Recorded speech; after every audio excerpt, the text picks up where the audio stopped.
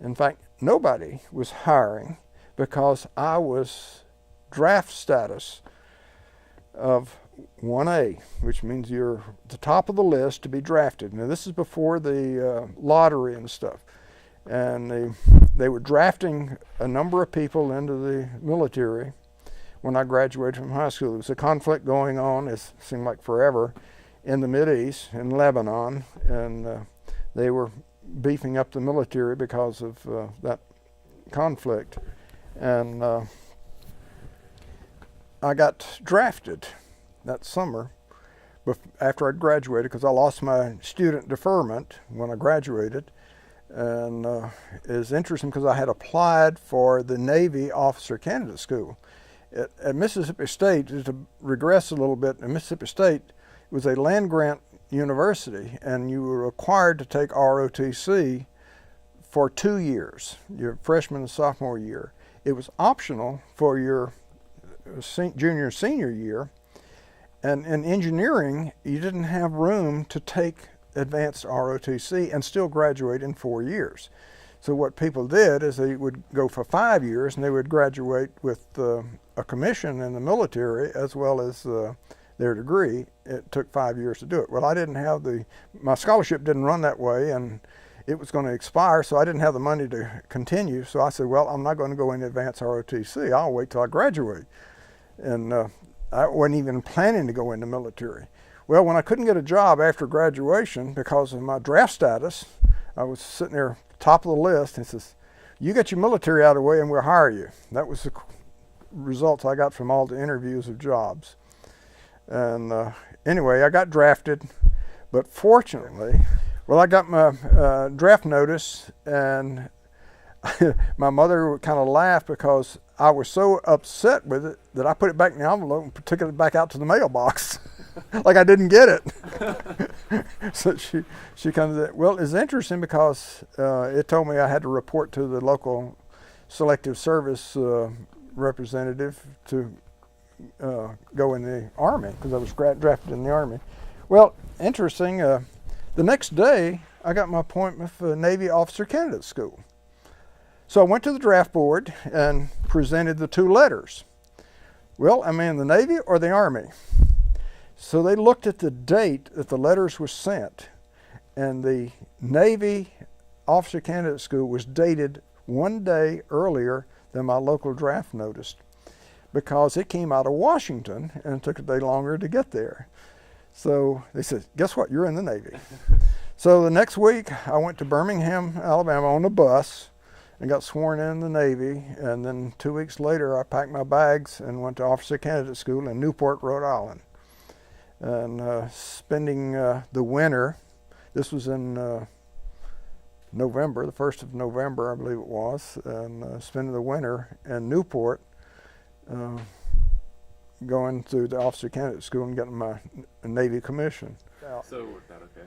And then, well, I went at sea in the thing, and we sailed in the Caribbean for training exercise, and then up in the North Atlantic, went to Norfolk and Wilmington, North Carolina, and then up to New York, and then out in the Pacific, out in the Atlantic and the North Atlantic, and then went back to Charleston for refitting, and then went to the Caribbean again for a drill in there, and then during that time I got orders to go to a school, a Navy school called ABC School, it's Atomic Biological and Chemical Warfare School.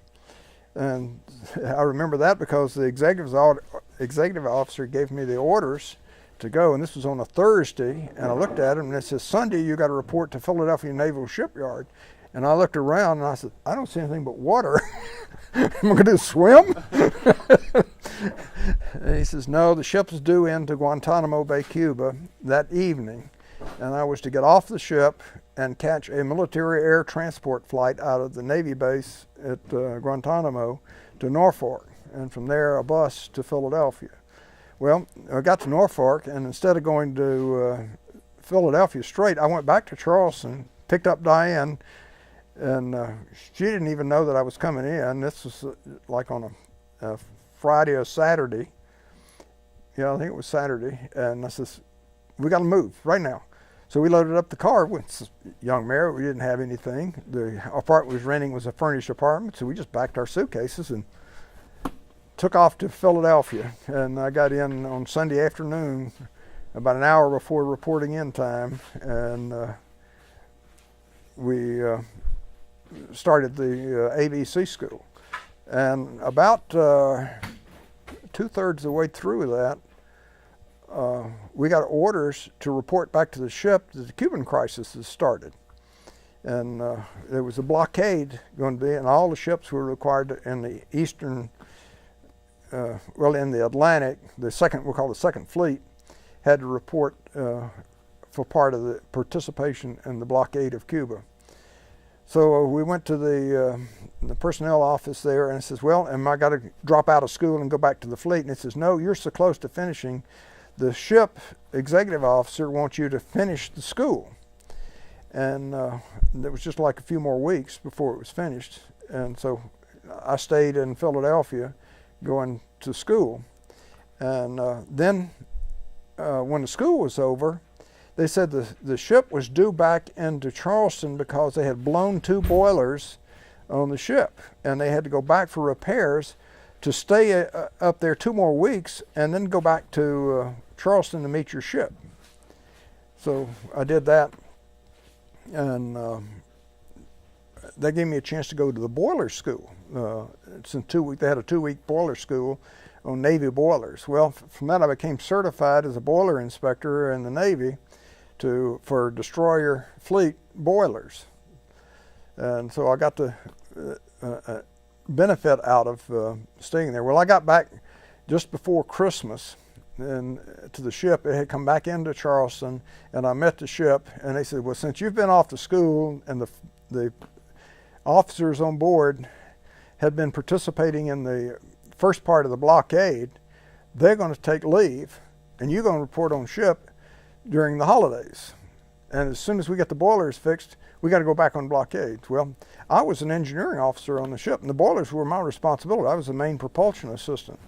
And I was kind of disappointed in the way they had run the boilers. They didn't really do them right, and that's why they blew the tubes on them. So anyway, we got them repaired in the shipyard. I remember over there horse trading with the ship fitters and welders to try to get the things welded up so we get underway as quick as possible. And right after Christmas, we sailed for the Cuba. And the rest of the time, I was on blockade duty there until April. So we didn't get back to Charleston to April. Well, during the Cuban crisis, I got seasick. And I don't know what it was, because it wasn't like normal seasickness. I didn't get seasick when you first went out. It took me about a week being at sea, and I slowly got a headache. Whoop. What's the problem? What's going on? I got a headache and upset stomach, and I couldn't get rid of it. So the corpsman, we didn't have a doctor on board the ship, we just had a corpsman that was, I think he was chief petty officer, medical trained for Navy ships and stuff. So I went through him to do it. Well, he recommended me when we got back into port to report to the Navy hospital. Well, the executive officer approved that. So when we came back in April, now during this whole time I had been sick on and off like 2 months, and just could not get rid of the headache or the upset stomach, no matter what I took. We didn't have a whole lot of choice there, and I had to do my duty, so I couldn't be relieved of duty or anything. But I got into the Navy hospital and went through underwent a whole lot of tests, and they couldn't figure out what it was, because once I got to the Navy hospital and rested for about a week, I was fine. Headache went away, and I was no upset stomach. I was fine. Well, they had a special medical review board, in my case, of what to do. And the recommendation was there was no abnormalities found, that they could not identify it, and at that time the Cuban crisis was actually going down anyway. I don't know what the end of it. We just stopped doing the blockade, and then their recommendation was me to be released from the Navy upon completion of the mandatory time. Well, I got shore duty assigned to the Navy base at Charleston for shore duty. So I was on the ship about a year, and most of that time was spent in Cuba, with the exception of the one cruise that we had up in the North Atlantic. And the rest of the time was all in the Caribbean. And usually we didn't get liberty very much. Usually overnight or something like that, or maybe one day we'd go into port somewhere. So in Cuba? Well, no, not Cuba, because we went to St. Thomas, we went to St. Croix, we went to Puerto Rico, the San Juan port a number of times, and some of the other islands down there. So that's where we would take liberty, and usually it was a very short type of thing. And what I did is I traded off with the other officers so I could get leave when we were in the home port at Charleston, where my wife was, and they would take the liberty in these other ports. So I saved up my liberty time by trading off duty. So I would take the duty in those ports. And one of the jobs I had was shore patrol. So I was the officer in charge of the shore patrol when we had crew on the beach, as we say, and I had to go help bail them out of jail or something if they got drunk and started a fight or something like that, as sailors did in those ports. And I had that duty a number of times. But that was pretty much the time. The Cuban crisis itself was quite interesting because I had one very important lesson that I learned in the Navy during the Cuban crisis. Prior to that, the Cuban crisis, we had a number of drills on the ship where we'd go to general quarters, and it was a timed exercise of how long you could button up the ship and get it ready to meet the enemy. And we, in the engineering department, we just couldn't get our act together. The people wouldn't be in the right place and stuff. They couldn't get things done. It just seemed like there was always some reason that we couldn't get our own station at the proper time. And it was we were always late. And I remember the executive officer giving me a hard time about the damage control parties, which I was responsible for, being an engineering officer on that. I was responsible for any damage to the ship, the physical damage if we took a hit or something. And we had a damage control central station, which was an office about the size of a closet. We had all the maps and stuff of the ship, the diagrams, and the full engineering specifications of the ship right in that office. So I was responsible for all of that. And we just couldn't get everybody on and checked in at their compartments that they were ready for general quarters.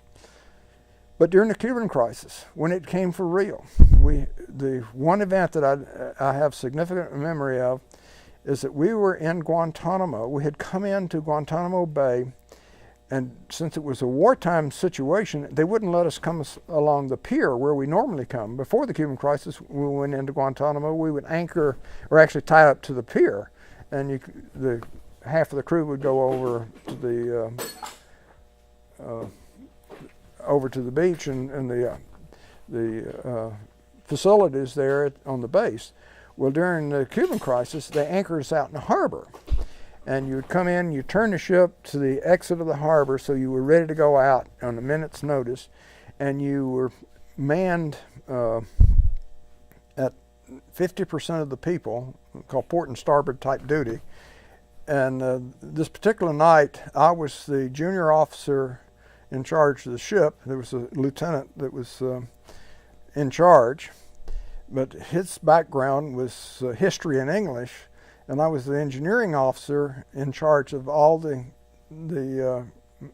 functions of the ship. And we got it was about 10, 11 o'clock at night, and we get this emergency signal from the base, and it says, "We're under attack. Get out of the harbor as soon as possible." And I remember that lieutenant looking at me, and he says, "Can we get out?" And I says, "Yes, sir, we can. It won't be pretty because we don't have but one of the two boilers lit off. We have 4 boilers on the plane." I said, "We don't have all of them lit off, but we're running 2 of them." And he says, "We don't have all of the steam pressure up." And he says, "Don't tell me about that. Just get out." And I says, "Okay, it won't be pretty." And he says, "This is not a beauty contest." So I called down, and I had a very good working relationship with my chief petty officers, and I called down to the boiler rooms and the engineering spaces and told them, "Get underway right now." And they started giving me excuses, and I remember telling them, I says, "I don't care what it looks like. Make the screws turn." "Aye, aye, sir."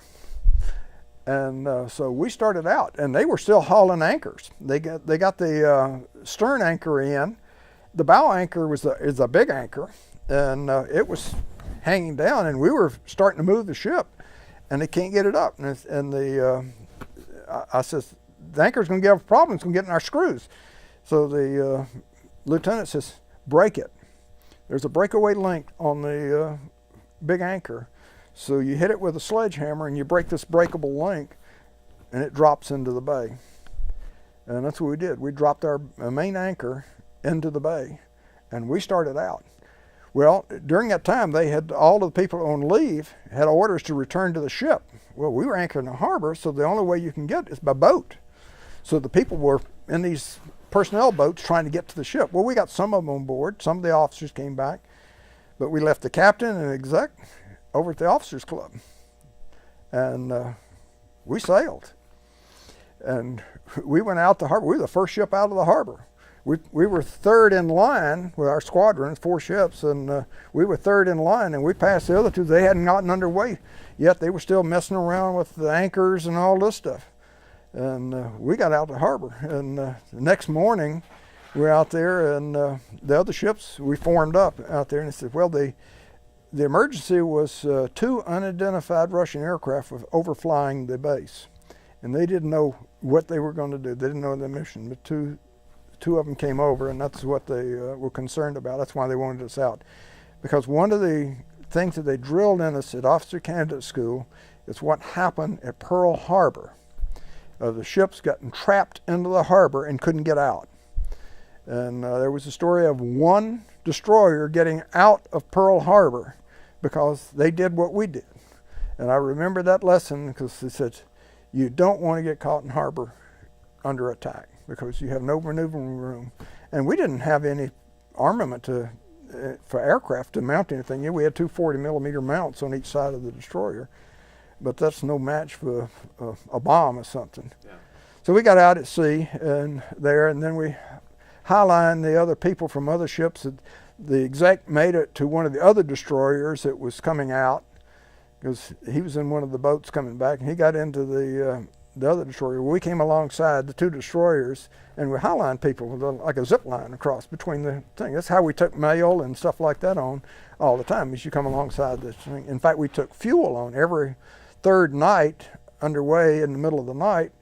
We would come alongside an oiler, and we'd string hoses from the oiler to our ship to refuel. That's how we refueled at sea.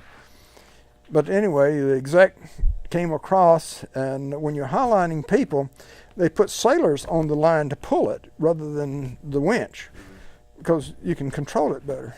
Well, the exec was not very well liked on the ship. And it's interesting because he says, well, you're going along here and you got the zip line between you, sending stuff back and forth. And he gets on it and comes in, and the 2 ships just happen to roll. And he goes in the water. He blamed me for it because the majority of the people were my people of him getting wet. So you can say I did not have a very good relationship with the exec. So that went in my fitness report. And as a result of that, and then my sickness, that was one reason why I could not stay in the Navy. They made it mandatory that I get out, and we got out at the end of December 31, 1963. after 2 years and 2 months in the Navy. That was my minimum time. And I went into what they call inactive Navy Reserve. And I still had an obligation. If we went to a war, they could recall me for 6 more years, because your obligation is 8 years, either active duty or inactive duty. So since I'd had 2 years of active duty over 2 years, then I only had 6 years of inactive. If you go less than that, then you got to have something like the National Guard or something like that to fulfill your military obligation. But from that, then I went back to work for Florida Power and Light after that. Can we pause? Okay, so when did you, so you started FPL in 64? January 64, yeah, right after I got out of the Navy in December in 63. And that was in Sanford. And so what was your, so first, actually, I never asked this, what was your final rank in the Navy? Well, I was an ensign. I was due to be promoted to Lieutenant JG, but because I had orders for release, they wouldn't give it to me. They wouldn't. It says that you're going out, so it was only a month when I would have gotten it. Okay. You had, I think that time you had to be commissioned for 18 months to get your Lieutenant JG. Well, I'd already been in, about 5 months as officer candidate, so that didn't count. So it was only from the time I actually got my commission, which was in April of 62. What part do you want to go into? You want to go into the Enron, the power trading thing? Yeah, we can do that. I think there's probably some more stuff on the Cuban Missile Crisis. Well, you want to do that first, since we had some of the Cuban on there? Sure, yeah. All right, I'll give you just a couple little things. One, just some experiences in the Navy, and this was, the Cuban crisis was kind of a sudden thing for us. When I was in, I didn't expect it. As the opportunity turned out, I got to go to that boiler school but during the crisis on patrol down there's a lot of hours of boredom because you patrol in it. But a couple of highlights. One was when we intercepted a freighter. Now, we were patrolling on the north side of Cuba in the area of the sea lanes coming from Europe to Havana. One day, it's early morning, I think it was, that we had this freighter heading toward us. And being an officer, I had duty in the Navy. One thing that I learned, and it's kind of regressing a little bit, but I got qualified for too many things. First of all, I was a ham radio operator. I knew the Morse code. So I became the assistant communications officer. I was also an electrical engineer, so I became one of the, in the engineering department, you had 3 positions. You had the chief engineer, you had the main propulsion assistant, and then you had the damage control assistant. The main propulsion assistant, as the name implies, is moving the ship. The damage control officer has all the auxiliary systems, the communications, the signaling system, all of the other things that make a ship run, except the main propulsion. The main propulsion has got the boilers and the turbines and turning the screws. Communications had the communications officer responsible for all of the communications and had a top secret clearance for receiving and sending information between the Navy Department and the ship and the fleet, the other ships and stuff. Well, the assistant backs him up. So I had a secret clearance. That was one thing. I had gotten that through the school when I went to school. I got a secret clearance, and I knew the Morse code. I was the only officer on board that could hear the Morse code and write it down. All the others didn't know it. They knew rudimentary. Some of them knew rudimentary, but not sitting there copying text coming across at 15 words a minute. Yeah. They couldn't copy it.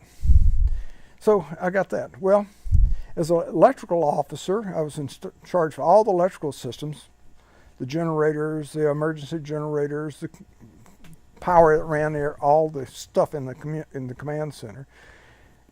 I also got qualified as the navigation officer, the assistant navigation. There was a full other responsibility in what we call the operations department. They were responsible for navigation because I was in the engineering department.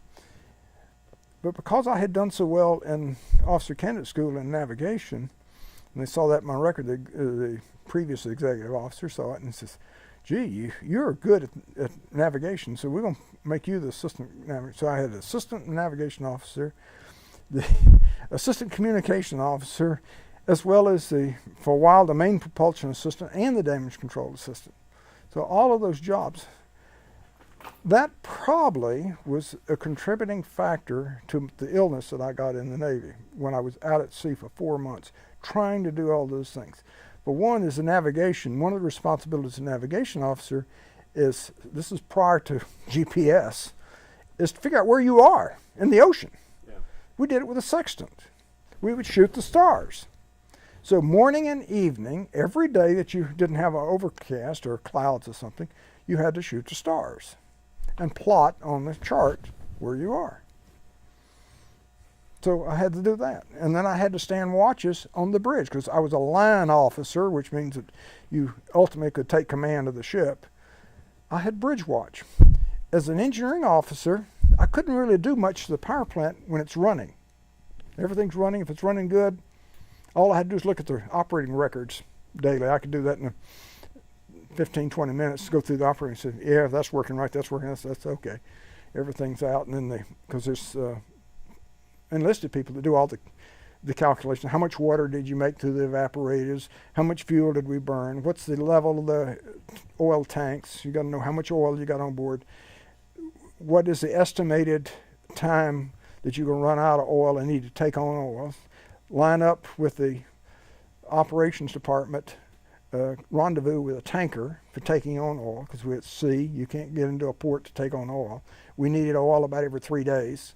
So we'd come alongside the oiler, and typically when that happens every third day, it's done under red light conditions about 2 or 3 a.m. in the morning when you come alongside the oiler, because you don't want to, during the Cuban crisis, you don't want to be seen. Yeah. So there'd be rendezvous at sea at different places where you would rendezvous with this and take on oil under red light conditions, because you can't see red light very far. So we did all of that, and I had all of those duties. And then if any communications came in when I was officer of the day, I had to go to the communications shack, which is a closet about so big, and if it came in classified, I had to receive the message, run it through the declassifying Enigma machine. That's basically what it was. If you've seen pictures of that. Well, it was a thing with a bunch of these wheels and dials and a keyboard, and you would type in one letter and another letter would be printed. So, but you had to set it up. Mm-hmm. And that key had to be changed every day. At midnight, the key changed. So you had to keep up with all of that. All of those duties coming on all the time. I got very little sleep. The meals were whenever you can catch them, because you got on watch. You can't break and go get lunch. Then you got to watch. You got to stay there. So you go get it afterwards or before it. So, and I think that probably contributed to the situation, because they never could really. Once I got on land, there's nothing wrong with me. I got rest. Yeah. I think it was just work to the bone.